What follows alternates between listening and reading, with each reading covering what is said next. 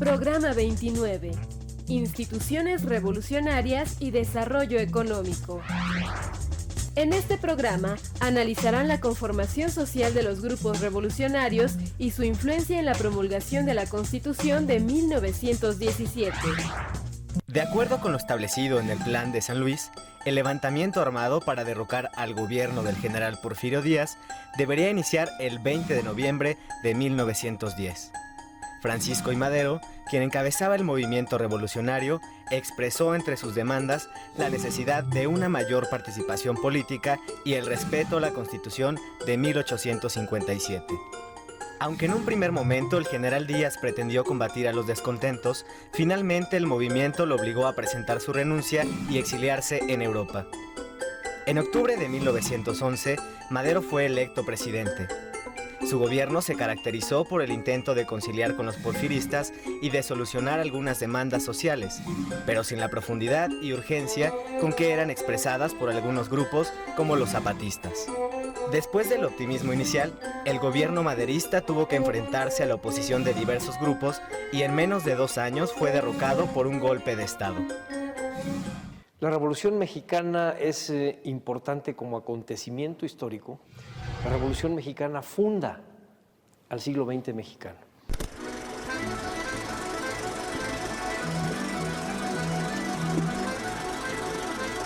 Es cuando Madero es nombrado presidente y toma posesión en noviembre de 1911. Madero enfrenta distintos grupos, tanto de los antiguos porfirianos, descontentos con las líneas políticas que Madero estaba planteando, como de los distintos grupos revolucionarios que no veían en la línea absolutamente democrática de Madero una mejora inmediata o una respuesta inmediata a sus demandas. Entre los principales enemigos estaban los antiguos hacendados, entre ellos los hacendados de Morelos, que conspiran en contra de Francisco I. Madero para poderlo derrocar.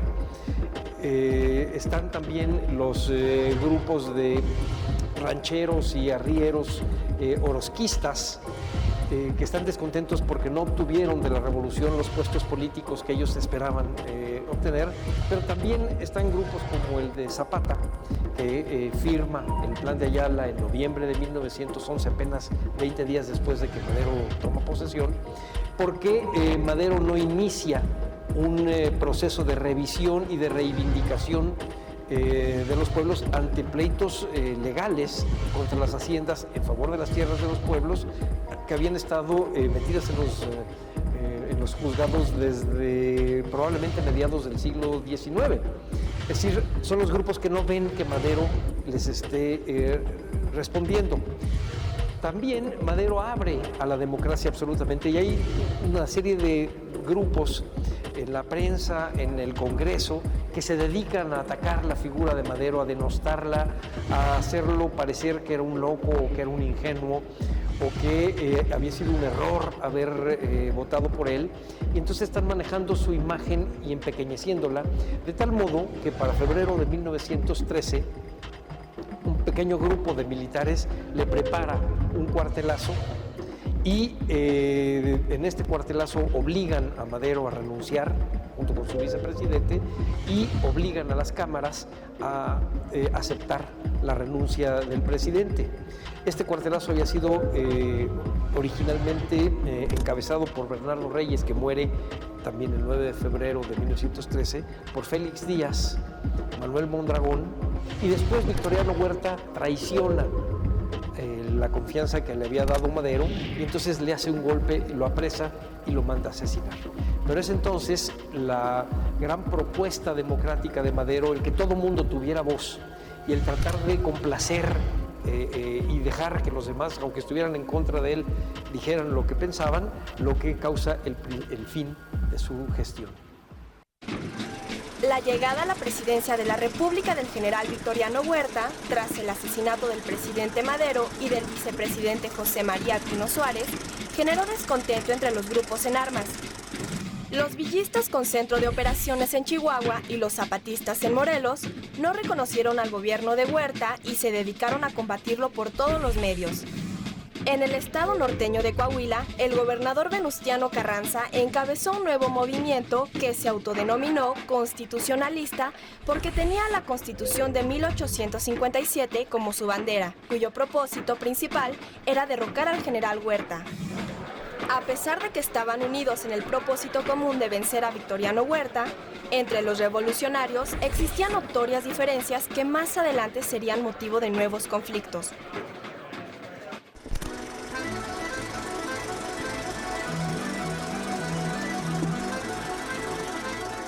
La Revolución Mexicana fue una guerra civil. Esto es, que involucró a toda la sociedad, o a casi toda la sociedad en todo el país, y que dentro de los distintos grupos, incluso en grupos antagónicos, había personas de las mismas familias. En su origen, la revolución estuvo compuesta, digamos, por dos o tres grupos regionalmente muy bien definidos. En el centro norte del país, pequeños hacendados, rancheros, medieros, peones y vaqueros de haciendas, mineros, arrieros.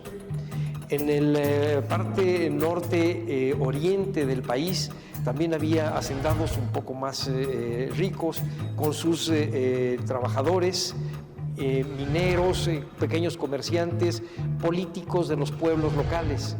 En el sur eran fundamentalmente campesinos que habían ido perdiendo poco a poco sus tierras de labor que iban siendo apropiadas por las haciendas cañeras. Este sería, digamos, el componente social de la revolución. Pero conforme va avanzando el movimiento, este componente en el norte se revuelve y se agrupan en distintas facciones. De un lado están los hombres que siguen a Venustiano Carranza en el movimiento constitucionalista, es decir, en el movimiento que busca regresar al orden constitucional.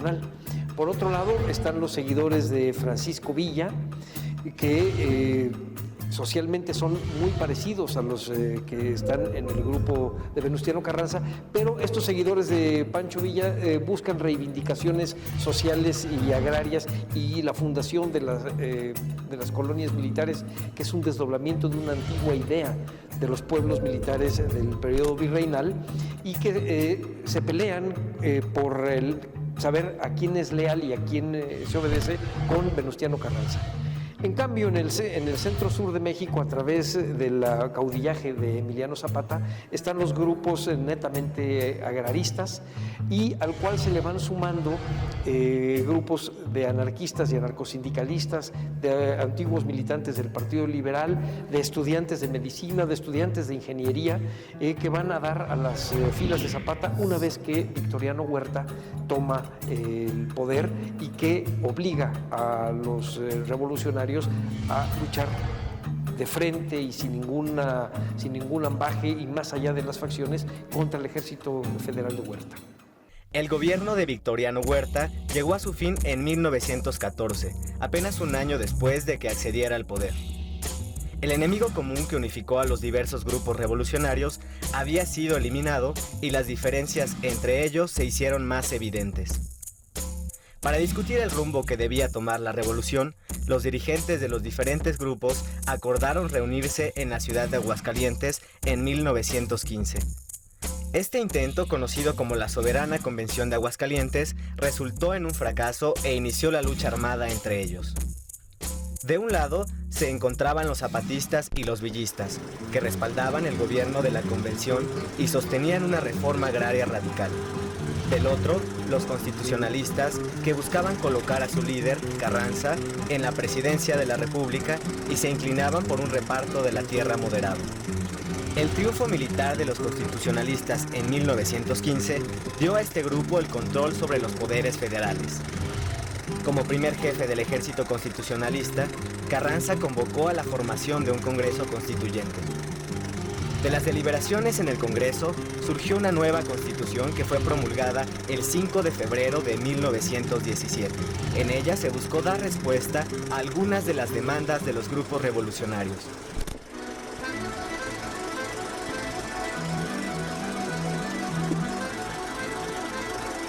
La Constitución de 1917 originalmente había sido convocada para hacer una revisión de los artículos de la Constitución de 1857 y hacerle algunas ligeras reformas.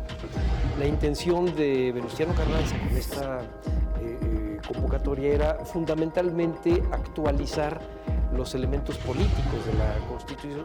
Sin embargo, entre los grupos de los constitucionalistas había grupos con distintas tendencias políticas y con unos antecedentes como revolucionarios muy sólidos. Entonces, a pesar de que se había llamado a que se revisara solamente la parte política y se hicieran algunas de las reformas, este pequeño grupo llamado de los jacobinos atrajo las demandas de los otros grupos revolucionarios y las incluyeron en la revolución. Por ejemplo, en la Constitución. Por ejemplo, aquello que tiene que ver con la propiedad de la tierra y el derecho de los pueblos a pedir restituciones o dotaciones de tierra, las demandas obreras y que quedan plasmadas en el artículo 123.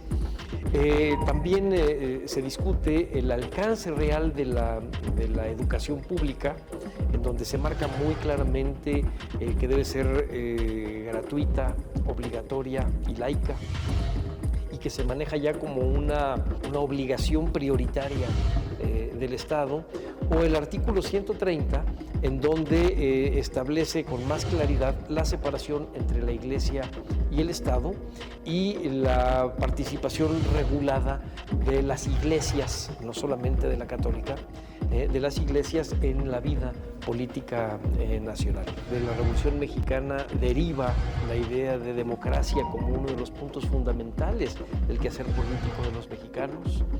De la Revolución Mexicana nacen todas estas instituciones de protección social y de apoyo a la sociedad. De la Revolución Mexicana salen los sujetos de la historia, es decir, antes de la Revolución Mexicana los campesinos no tenían ninguna fuerza política. A través de la Revolución Mexicana es posible una telesecundaria, por ejemplo. Si la Revolución Mexicana finalmente es un proceso que nace en 1910, en noviembre, y que terminaría ya en sus periodos institucionalizados por ahí por 1940 o 46. Las diferencias en las ideas y demandas de los grupos revolucionarios fue una de las causas del enfrentamiento entre ellos. A pesar de que los villistas fueron derrotados militarmente y los zapatistas cercados en el estado de Morelos, las demandas de reparto de tierra y de mejoras en las condiciones laborales de los obreros fueron incluidas en la Constitución de 1917.